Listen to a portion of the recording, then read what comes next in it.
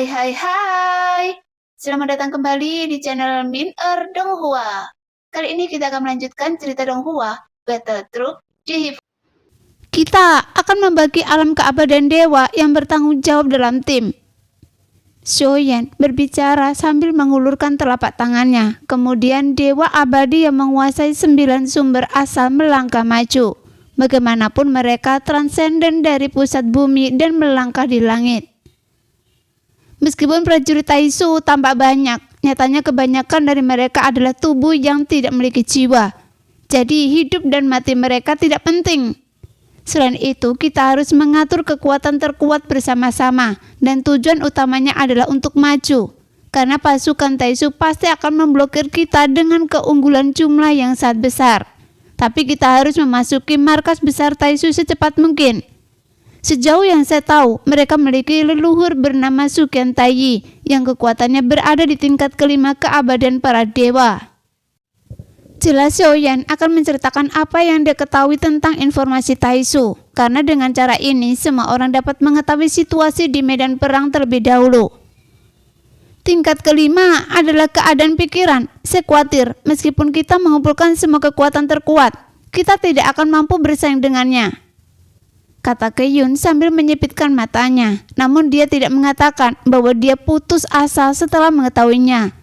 Meskipun faktanya adalah kekuatannya tingkat ketiga dan tingkat kelima keabadian dewa memiliki kesenjangan kekuatan yang sangat besar, dan kesenjangan kekuatan seperti itu tidak dapat diimbangi oleh jumlah orang sama sekali.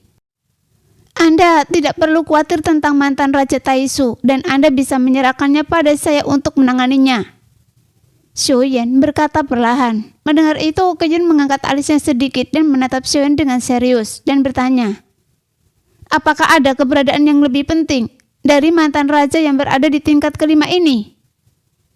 Anda harus tahu, semua yang terjadi dari ketiadaan Laut Barat hingga ketiadaan wilayah timur, semua tindakan Taisu dikendalikan oleh satu orang.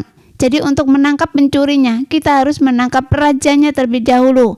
Jadi tujuan kita dalam pertempuran ini adalah untuk membunuhnya.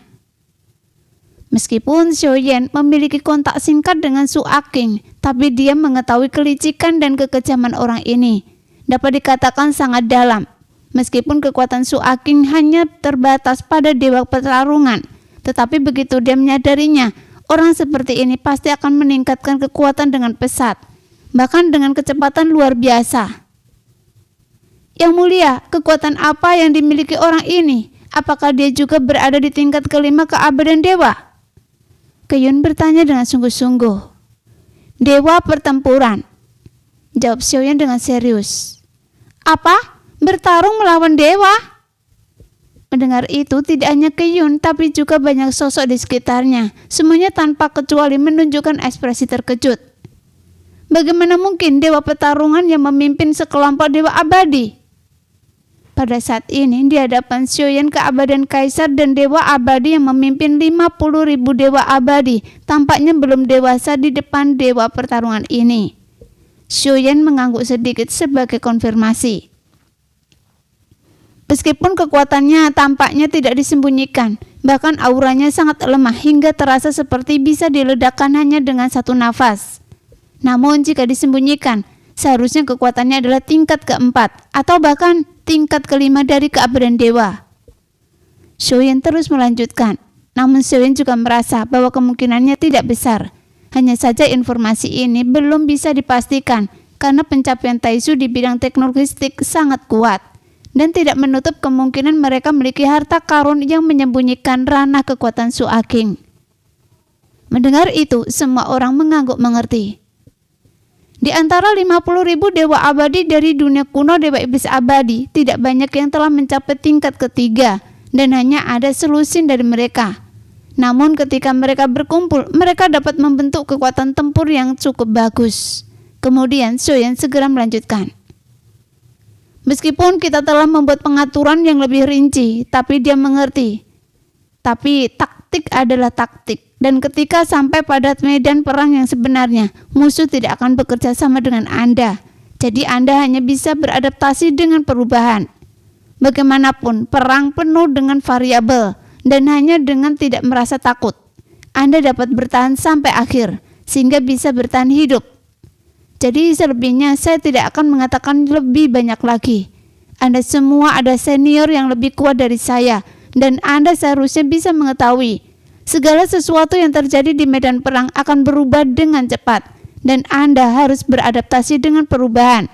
Dan yang terakhir, sekarang tubuh saya yang sebenarnya belum tiba-tiba di markas Taisu, jadi situasi spesifiknya masih belum diketahui, kata Xiaoyan perlahan. Setelah Xiaoyan selesai berbicara, semua orang segera berpencar dan membuat persiapan sebelum perang. Jelas tidak ada yang berani menganggapnya enteng. Bagaimanapun dalam perang seperti ini, tidak ada yang bisa menjamin kelangsungan hidup. Bagaimanapun alam dewa kuno dipimpin oleh ratu, dan perang ini mungkin sudah diduga oleh ratu. Jadi obat mujarab penyembuh dan obat mujarab persediaan semuanya telah disiapkan. Mereka juga memberikan persediaan senjata yang tak terhitung jumlahnya. Meskipun tidak dianggap sebagai harta karun, mereka masih dapat membantu puluhan ribu orang masing-masing untuk menutupi kekurangan mereka.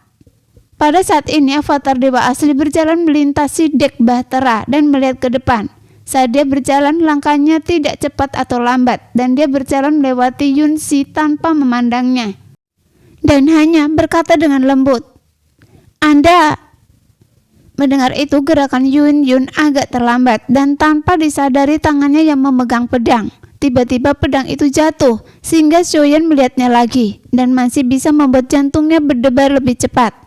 Saat ini penampilan Yun tidak berubah sama sekali, dan dia bahkan mengenakan jubah polos, sehingga tidak bisa menyembunyikan lekuk tubuhnya yang indah, yang membuat pikiran Xiaoyan selalu ada pada saat itu. Kemudian Xiaoyan berjalan ke depan geladak dan memandangi lautan kehampaan di depannya, yang aliran cahayanya mengalir. Namun untungnya Xiaoyan menanyakan tentang hubungan sebelumnya antara kedua orang tersebut, namun dia tidak bisa menjelaskannya dengan jelas. "Bagaimana dengan keadaan Anda sekarang?"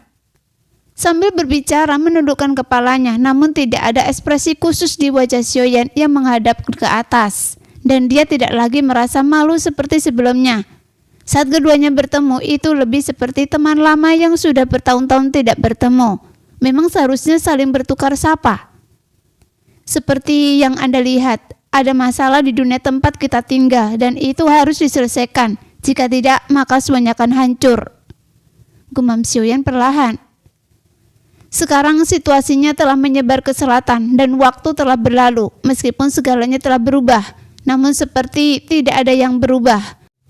"Tapi saya benar-benar tidak menyangka hal ini, bahwa Anda bisa tumbuh dewasa untuk menyelamatkan dunia. Saya bahkan masih ingat bahwa di gua itu saya bisa membunuh Anda saat melihatnya."